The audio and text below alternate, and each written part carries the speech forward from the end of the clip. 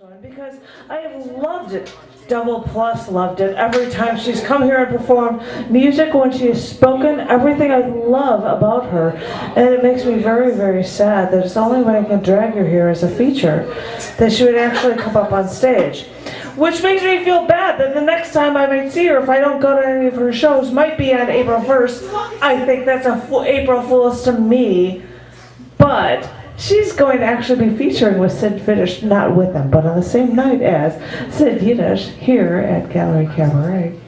But please, ladies and gentlemen, enjoy this phenomenal for performance from Dalice Malice.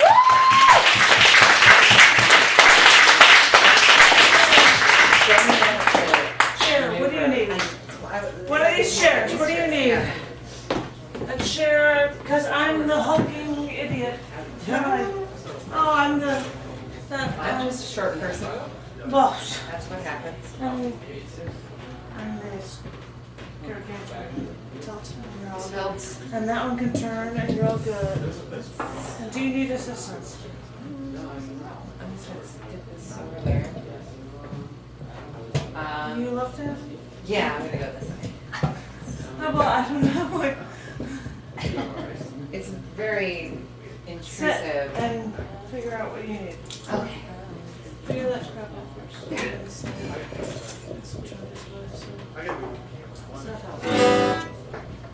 Sure. Yeah. How was that? Do some tests.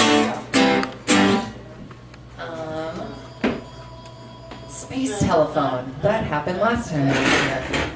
I gotta do this just because I don't want to be supposed to. Okay. Is it good for the camera? It's good for the camera. Wow. Anyways, I'm Dallas. I'm super excited to be here. Yay!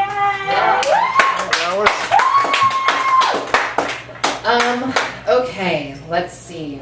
How do I want to start this? Can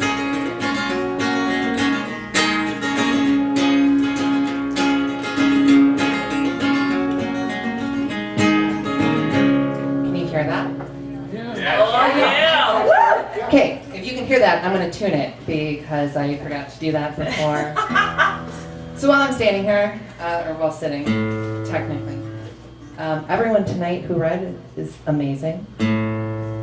I like hearing folks reading poetry. Actually, you know, that's a funny thing. I was just telling Lynn, I actually enjoy the poetry nights more than pretty much anything else. And why aren't you here more? Well, that's because my bed is very nice and I like being in it.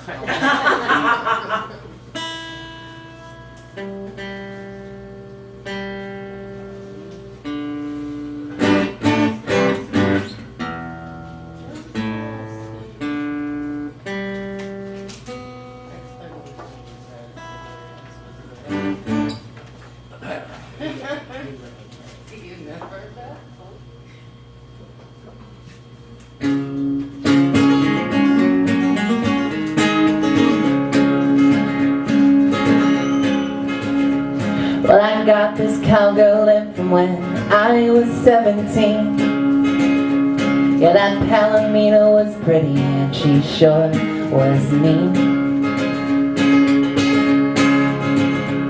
Well, I never went near a horse again and won't until I die. When that golden chariot comes to take me to the sky. My daddy was a Catholic and my mama was one too. But it was only on Easter Sunday that you'd find us in the pew. On that day of judgment we'll circle round in song, singing the road goes on forever and the party marches on. Why, oh, why, a little Yankee girl like me, queerer than a $3 bill, cheaper than gasoline. Can't seem to get a single stitch of solace through the night. I got these demons in my head and they keep picking a fight. So with this bottle of whiskey and some Michigan green, well, I'm hoping that tonight that I finally get some sleep.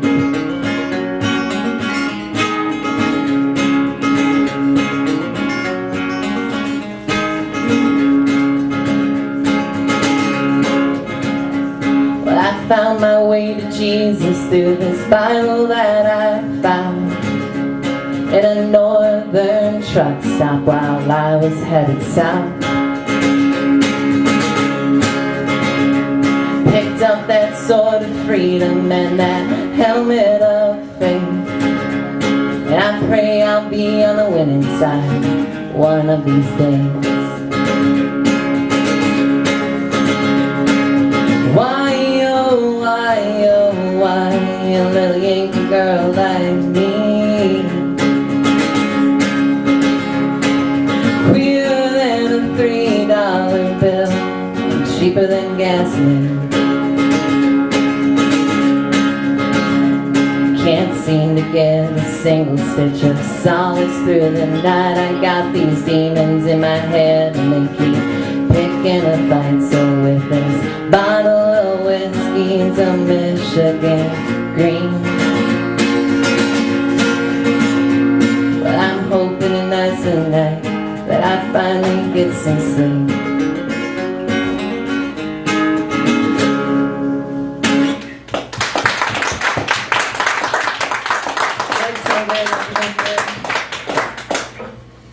All right, we're going to try a new one. Really new, brand new, super new. How many times can I say new? I just feel like this is at the... There, that's perfect. It's very wobbly. Anyways. The tentative title is Tom Petty because I have a tendency to name songs after famous people because I think sometimes, you know, oh, this song is called Tom Petty. It has nothing to do with Tom Petty. Maybe people will like me more and I'll become famous like Tom Petty. That's really my goal in life, is just to become Tom Petty. So, here we go.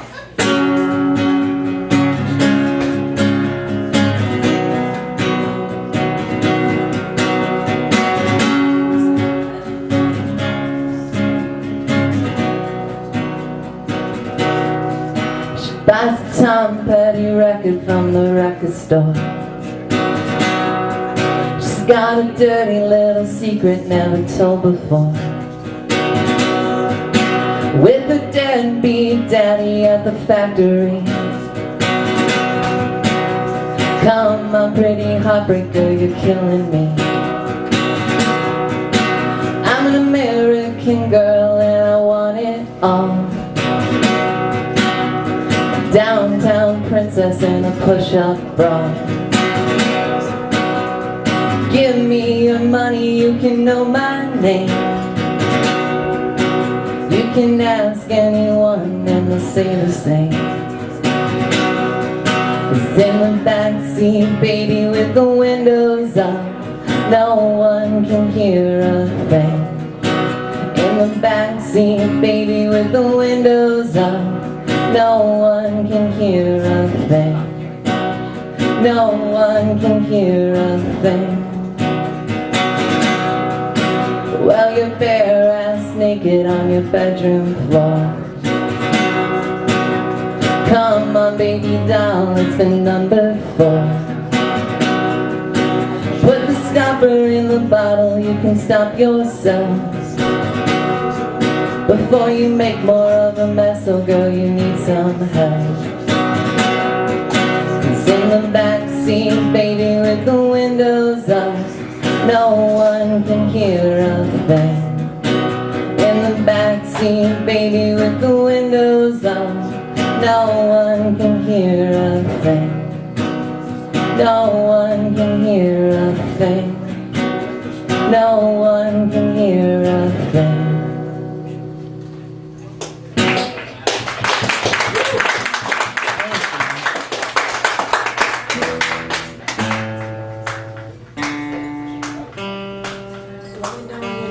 last piece. Okay.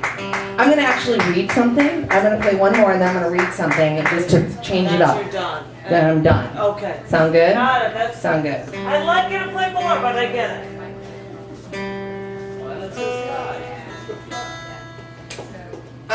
Okay. So, what was I doing here? So I played this song last time in the spring when I was featured here, but I'm doing the song a little different now. I've been trying to finger pick it instead of strumming it. So this is the second time I've performed it this way. So Which is the awesome thing about this space because we record our features and you can hear both of the both versions. Oh, Look at that. check it out. So this song's called Above the Ground, and it goes like this.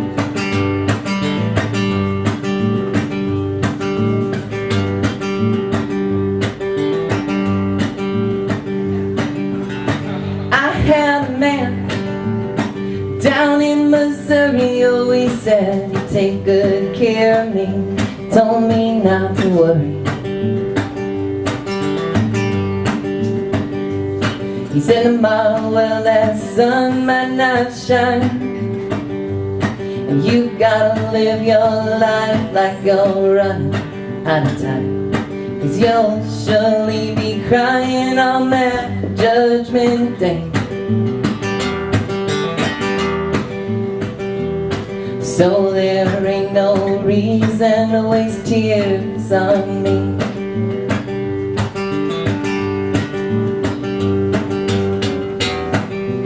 I was just the daughter of a Midwest beauty queen.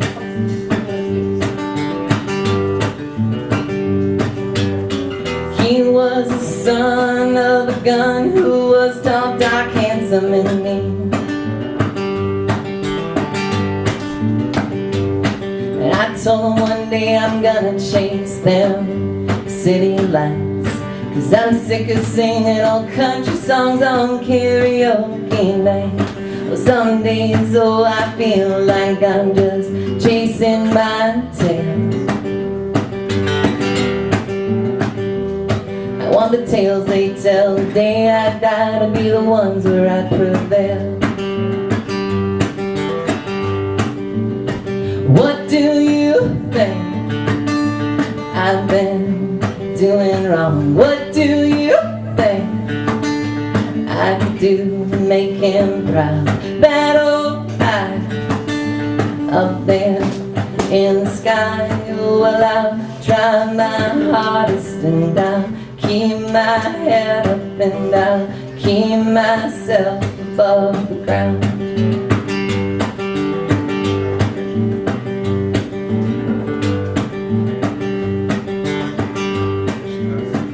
And I told that man, every night and day you'll go find me some money, honey, so we can run away.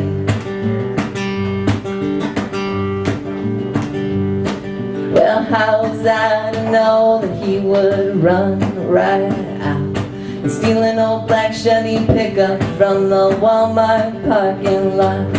We came home with a suitcase that just take what you can. I guess he finally realized it was time for him to be my man.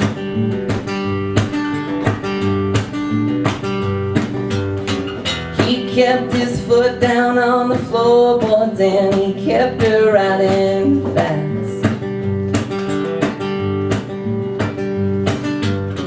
I sat in the passenger seat, quiet as I counted up the cash. We didn't stop for gas until we hit that state line, and we kept it real cool every time we saw them flashing lights. We just kept on a ride until we hit that western coast. Oh, the sunshine and the ocean would do good for us both. What do you think I've been doing wrong? What do you think I could do to make him proud? That old high up there in the sky. Oh, well, I'll try my hardest and I'll keep my head up and I'll keep myself above the ground. Above the ground. Above the ground. Above the ground. And I listened to any word that rolled off that serpent's tongue, and that sweet southern voice got me hotter than the sun. Oh, well, I followed that man until the end of the earth. But I always came back crying like a widow in a hearse.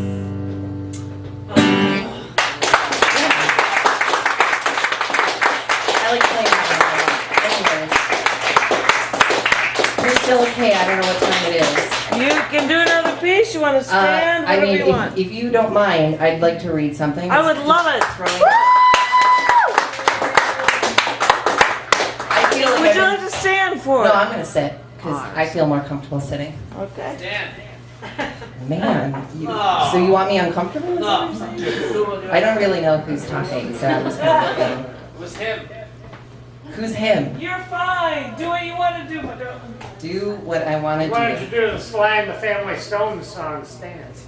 Yeah. You know, it's funny. I just learned it yesterday, but I just don't have enough funk, I think, to do a Sly and the Family Stone song, but that's just me. Anyways, I'm gonna read the story. So sometimes I feel like when I do poetry stuff or do poetry nights, I feel bad because I don't ever do any kind of reading stuff. So No. I'm just gonna do this. This is a story. It's called Once Upon a Time. So here we go. Once upon a time, there was a princess. A little green-eyed devil born to a long-legged Detroit slaughterhouse and a Midwestern beauty queen. Ruin the ideas of siblings, her mother would always say, so she was an only child.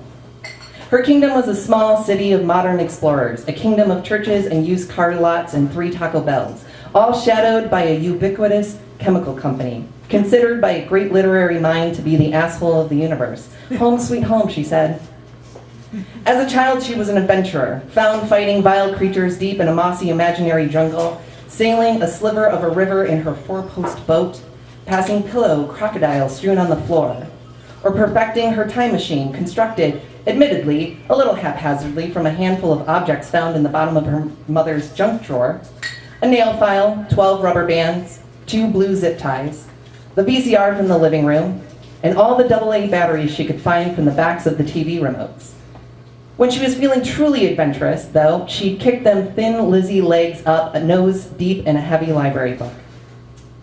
In elementary school, she joined the Cub Scouts. Granted, she was a boy back then, but she only joined so she could build a kick-ass soapbox car. Those damn Cub Scouts really have a hold on the whole soapbox car market. So she spent 2 nights a week deep in the belly of her Catholic school, surrounded by all the boys who had just got done calling her a fag just that afternoon. But her green and purple car with Joker scrawled across the side came in an honest second place. It was the 2 quarters she glued to the chassis, she swore, that gave her the winning edge. By 17, she got her own car, a 1988 Geo Tracker with a tan, tattered ragtop, a dangling thin wrist out the window, thin little fingers polished black at the tip, puffing down the butt of her Camel Turkish Silver. She sped through yellow lights while pounding the roof for luck. The radio was screaming bloody murder. That year before she lost her virginity, knew it had to be somewhere between the sheets of her accomplice's twin bed, but each time they looked, they both just came up red-faced and tired. So instead, they flung limbs across each other and watched Fiddler on the Roof. Destined to become codependent and abusive, it was only a few months It was only a few months later that she found her partner's hand across her cheek, tears streaked and still hungry for the spaghetti her parents were planning on making that night. When she tried again, she switched teams for sport. Her first boyfriend was a cop, had a place of his own just outside of town. Their first date was at an Olive Garden 2 towns over, just in case someone from the force saw them out together. Pretty damning, considering that she was still underage. He bought her cigarettes, and if she drank, he would have bought her beer too. But she didn't find it attractive enough, so she stuck to chain smoking. He fucked like the pale redheaded boy that he was, but he drove a big black truck and fast too, so that always seemed to make up for it. After graduation, she sped down Route 25 to a college town 3 counties over. Spent her first few years like a Motley Crue video. There was a girl with a voice as sweet as spiked punch who begged to be hit on Halloween's Eve. The pink-haired townie who smoked weed from a Sherlock Holmes pipe. The psychotic spilling bottom barrel whiskey as she tried to hold her prey down with PVC tape. The librarian who was the first to finally ask if our princess even liked her enchanted forest. And then it was all followed by the girl with no eyebrows and her Viking boyfriend, the daughter of an evangelical Republican, and the Jewish daughter of a heart surgeon. Finally, she moved out of the dorms. That's it. Thank you so much.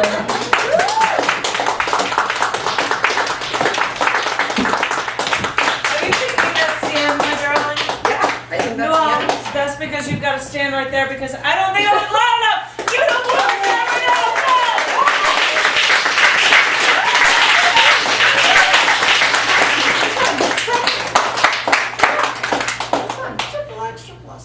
Yeah, You need to be up there for applause. That's all I was thinking. yeah. And I've got a chair here because she was awesome. One more time for Dalice Malice. Everyone go up! Come on! Yeah! I have to tell you, I've got a little bit to say about future open micers. Whoa!